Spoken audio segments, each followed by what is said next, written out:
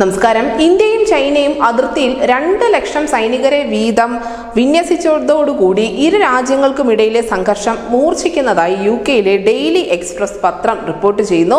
പാകിസ്ഥാനിലെ ഗോഡർ തുറമുഖത്ത് ചൈന സൈനിക വിന്യാസം നടത്തിയേക്കും എന്ന അഭ്യൂഹം പരന്നതോടുകൂടി മേഖലയിൽ ആശങ്ക വർദ്ധിച്ചിട്ടുമുണ്ട്.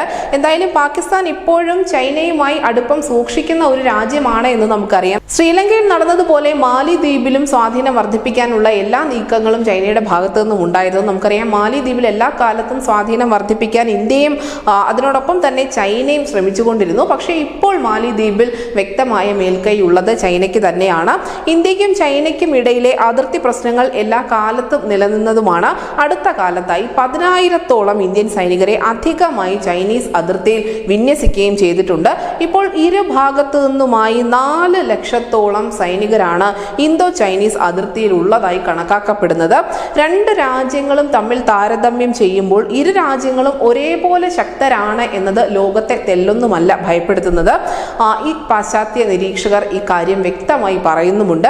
കാരണം വരുന്ന ലോക്സഭാ തെരഞ്ഞെടുപ്പിന് ശേഷം പ്രധാനമന്ത്രി നരേന്ദ്രമോദി തന്നെ രാജ്യത്ത് വീണ്ടും അധികാരത്തിലെത്തുകയാണെങ്കിൽ ചൈനയോടുള്ള നിലപാട് ഇന്ത്യ കടുപ്പിച്ചേക്കും എന്നുകൂടി ഈ ഡെയിലി എക്സ്പ്രസ് വിലയിരുത്തുന്നു. ഈ സന്ദേശം നൽകുന്നതിന് വേണ്ടി തന്നെയാണ് പ്രധാനമന്ത്രി നരേന്ദ്രമോദി കഴിഞ്ഞ ദിവസങ്ങളിൽ അരുണാചൽ പ്രദേശിൽ സന്ദർശനം നടത്തിയതെന്നുകൂടി അവർ വിലയിരുത്തുന്നുണ്ട്. ഒരുപക്ഷെ 3ാം ലോക മഹായുദ്ധം ഉണ്ടായാൽ അതിന് തുടക്കം കുറിക്കാൻ പോകുക ഇന്ത്യയും ചൈനയും ആയിരിക്കും എന്ന് തന്നെയാണ് പാശ്ചാത്യ രാജ്യങ്ങൾ അഭിപ്രായപ്പെടുന്നത്, അല്ലെങ്കിൽ ആശങ്കപ്പെടുന്നത്. നമുക്കറിയാം, ഇതിനു മുൻപ് റഷ്യയും യുക്രൈനും തമ്മിലുള്ള യുദ്ധം ഉണ്ടാകുന്നു.